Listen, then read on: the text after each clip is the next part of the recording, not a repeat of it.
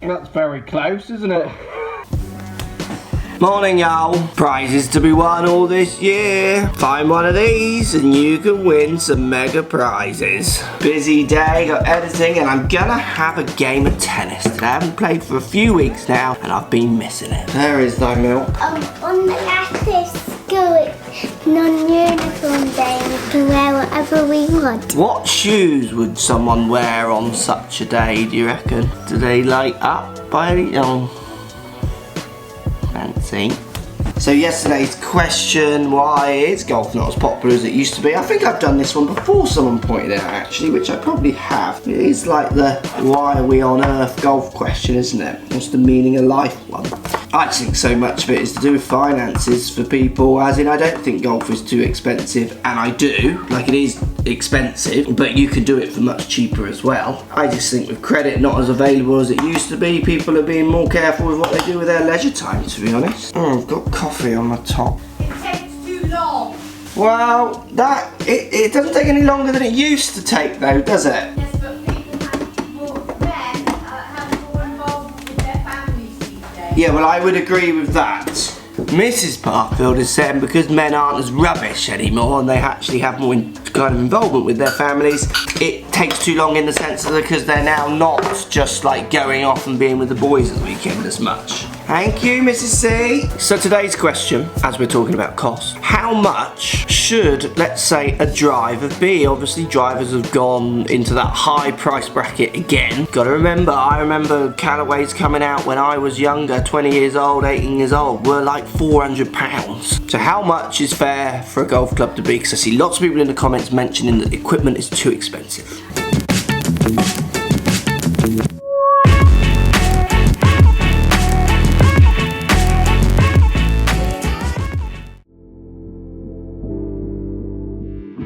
So yesterday's winner of the practice manual, Adam Young, is going to be chosen by Eldest. She's got my phone, she's got the retweets. Thanks to everyone who retweeted. Pick one at random.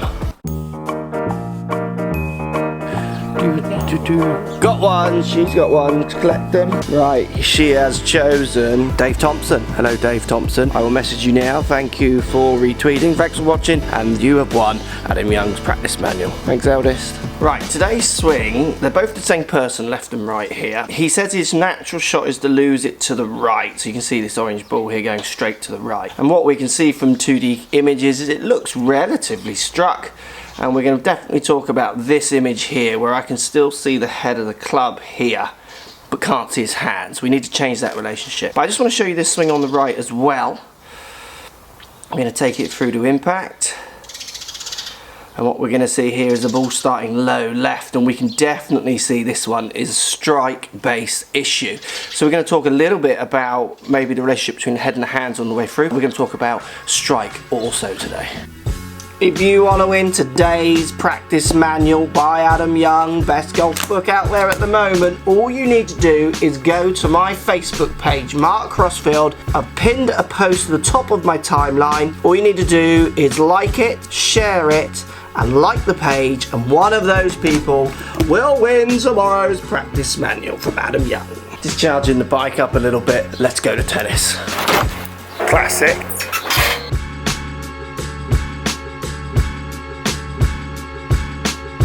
Just try and give you the feeling of getting the path not to be so far to the right with the face open to the path. And think about ideas of getting rid of that follow through where we see the club stuck out in front of your hands. I do this for students to try and give them the idea of how far left they can feel like they're swinging while still controlling some path and direction towards the target. So ultimately the idea is I want you to swing and feel like you're exiting left. So hands and club are coming much more left rather than your big push out to the right. And people say to me, well, I don't want to hit out to in, I don't want to hit cuts. And I say, well, that's not actually what you're going to do. So think about this. I can start with my hands covering the ball, this ball, hashtag find my true viz. So I can cover my face on that ball, and then I can from here pull my hands into my left pocket and spin the club out. It does miss just over the ball. So that path I can see is travelling relatively straight. As I pull my hands left, handle left, club out, that club is still going out to target. So if you think about it here, look, the handle is in line with the camera. as I pull it to the left and the club moves out to the camera, I can catch the ball in any part of this path. It kind of blows their heads off a bit. It kind of challenges their ideas of in to out and out to in. Because if you think about it, I can get the club path moving in to out, get a desired draw kind of club path ideas, but the handle is travelling up and left at that point. And depending on which one you feel, the handle or the head, can make you really control the club path and face the path or not. So what I mean by that, if I just keep pushing the handle out, then the club and the face are just pointing way off to the right, which is where you get your blocks and your push cuts that you mentioned. And then at some point, obviously, the head has to try and overtake, and we get this hands towards me, club out in front of me. Look, I want you to get the feeling of pulling those hands in to get the club out. You look like a classic example of a golfer trying to hit in to out, but with this end, not controlling this end. So a couple of ideas of hands over the ball, so covering the ball as I look down, pull the hands in, throw the club out, and then try and hit some shots, trying to feel like your hands and the club are exiting left. You'll be amazed what shape shot you hit, and I think it'll deal with some of the strike issues as well that we're going to talk about later.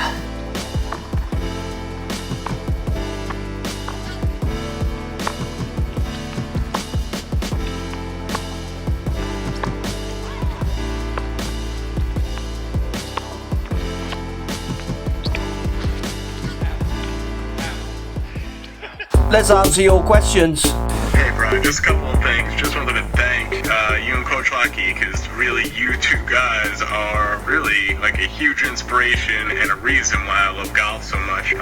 With that being said, I struggle with my driver, and I'm sure that's common. I can conceptualize an iron and striking through the ball. I can conceptualize fairway wood and sweeping it off the ground. But I have a really hard time of learning how to find like a point of impact on a driver and really where in the club path I should be, because you catch it on the upswing, and that's just really challenging for me. So I didn't know if that's really something that you could address for one of these questions, but I would appreciate it. Thank you guys again. Peace out, bro. Peace out, bro. Lots of people struggle with this one. A few points. One, you can hit down or you can hit up with your driver and be equally as effective. One arguably is more powerful than the other one, but if it's distance you're not after, then that doesn't matter. So effective in hitting targeting down or up, I mean. The main reason I see people not being able to control being able to hit down or up, and I see lots of amateurs who arguably hit down a lot, and it does cost them directional issues, strike issues, and distance issues as well, is because their understanding of up and down is too basic. So they purely think moving everything forward in your stance. So just putting things forward in your stance doesn't mean you're going to hit up. So I have golfers who come to me who really struggle to hit up, and they've got the ball like outside their left foot or their front foot in the address, just trying to hit up. If I strike this ball and my handle still wants to lead, I can be hitting down. So I could also be hitting down lots this way as well, the handle back or the handle forwards, I can be hitting down. Generally, the best tip I get for people to try and get their club path more level or up if they're a long way down, for instance, is getting them to chuck the angles away. So from the top here, trying to chuck everything back here, not get the handle close to them, try and feel like they're chucking it away. So throwing away all that, what people call lag, that gets the golf club down to the ground earlier. If it gets down to the ground earlier, there's a good chance you're going to come at the ball and get it on the way up. So for hitting up or down control, I'll use that for very much. If I want to hit a low stinging drive, I would very much feel like I'm pulling my handle forwards, and if I want to hit a really high one, I'll chuck it all back and feel like I'm hitting up. And it's this more complex thinking that gets people understanding ups and downs with drivers a lot more, rather than just ball positions, you know, leans, those kind of things. They can assist, but they don't always do it. Oh my word, that all got a little wet. Thank you, FootJoy. Watch this, look. At pull down. Look how dry my grey top is. Yes, this is an advert for FootJoy because that is impressive. You have to admit that is impressive. So the next idea is going to be done maybe on a range. I'm going to do it at home here, so you could do it at home also to get a feel. But if you do it at a range, I need you to be marking the face, somehow monitoring your strike. You've got to understand when you hit a heel, one that goes low left, or one right out the toe that just shoots right and doesn't come back, and out the toe maybe gears back, so draws back, how the strike overrides everything. So the big issue is when you strike it in a more central area and it doesn't go online, which is where these tips will help. So let's take it as given that you're monitoring strike on every shot. So I'm going to stand with my heels in line with this door frame here. Now at a range, think of this door frame maybe as the barrier, if you've got a range barrier that you could use. To get more feel of how far left you can come on the way through and still control par, and to get out the habit of having your head stuck out so far in front of you, which is just pushing everything miles right.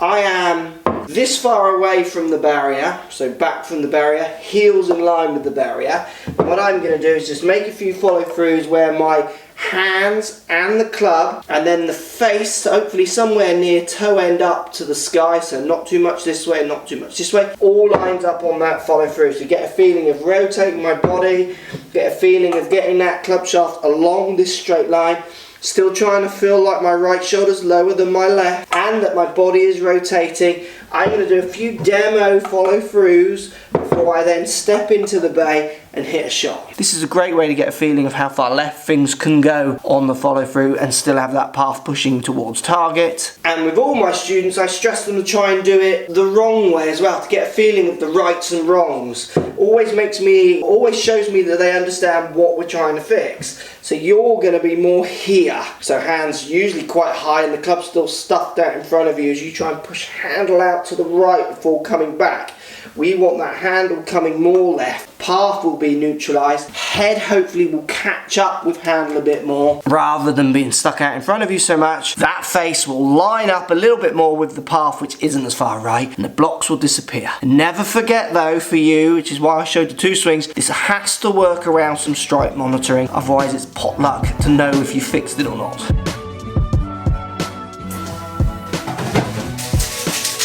Right, there you go. See you all tomorrow. Thanks for watching Classic Spag Bowl. Tonight we're with fresh spaghetti.